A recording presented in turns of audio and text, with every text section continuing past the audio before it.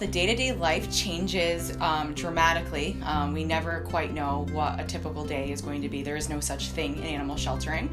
So we just get really used to sort of being ready to take whatever comes in and get really used to being flexible. The care that goes into our animals, we take in nearly 3,000 animals a year. And over the last 5 to 10 years, we've seen a dramatic decrease in the animals coming in, which allows us to redirect our resources to those animals most in need. So we will treat any behavioral or medical need necessary when they come through our doors, as long as the animal is going to have a good quality of life and will be able to be placed into adoption afterward. Our biggest program obviously is our adoption program. So people come in if they can't keep their pets anymore for various reasons, and they go through our adoption program. To do that, all the animals get vetted. If they're not spay-neutered, they get fixed. They're up to date on shots. Any medical issues that need attending to, we take care of.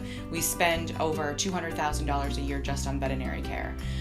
So that's a big part of what we do. And then those animals get ready for adoption and they're placed on the adoption floor, and we make good matches. They all are tested behaviorally, they're all microchipped, and we work with our adopters and our staff to find good homes and good matches for the lifestyle and the needs of the pet and what the pet owner is looking for.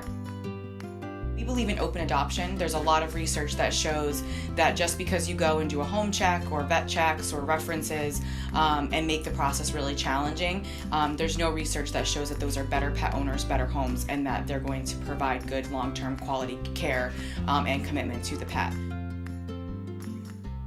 For people who would like to just kind of explore, if they're not sure what kind of dog might be a fit, for example, or they want to give back and help, and they do want to spend time with an animal but they can't commit to adoption, we have a fast-track Dogs Day Out program where people from the community, 18 and over, can come, fill out a brief application, give us a copy of their photo ID, and they can sign an adoptable dog out for the day. It allows us to get more information on the dog gets a break from the shelter, helps them get adopted, and for some, they fall in love and realize that they found a really good fit because they got to connect outside of a shelter environment. I'm in the back seat because Remy refuses to sit in the back. He wants to sit in the front, and that is his spot, but gotta love him. Gotta love him.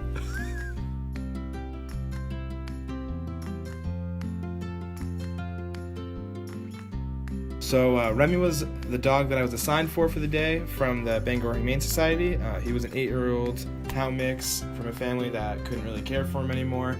I took him out on the campus trails and I got to walk him around the university, like on the mall, and just play with him outside.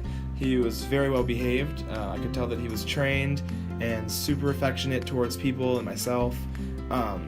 I was very excited to be able to care for Remy, even though I am unable to adopt at the time just because I live in campus dorms. And altogether, I think that this was like a fascinating experience for myself. Remy's a great dog, and I can't wait to walk him again if he isn't adopted soon, or walk other dogs that are stuck in the kennel all day.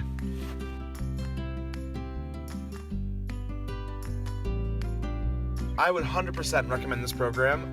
There's so many positive things to it. In the end of the day, though, it's sad because you have to give the dog back. And I definitely want to adopt it, but I'm gonna send the word around to other people to see if they'll also, do the same thing that I'm doing or adopt.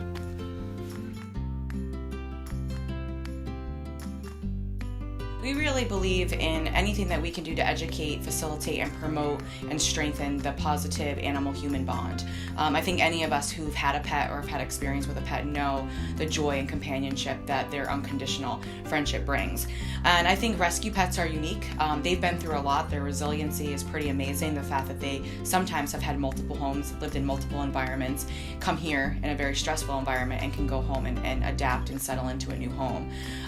We really just believe there's a lot of research out there that shows having healthy relationships with animals actually increases our health. It can reduce stress, it can make us happier, it gets us outside, it connects us to other people, and there's something to be said about that unconditional bond. I think a lot of people come here wanting to help and to rescue a pet, and then in turn find that they've been rescued themselves.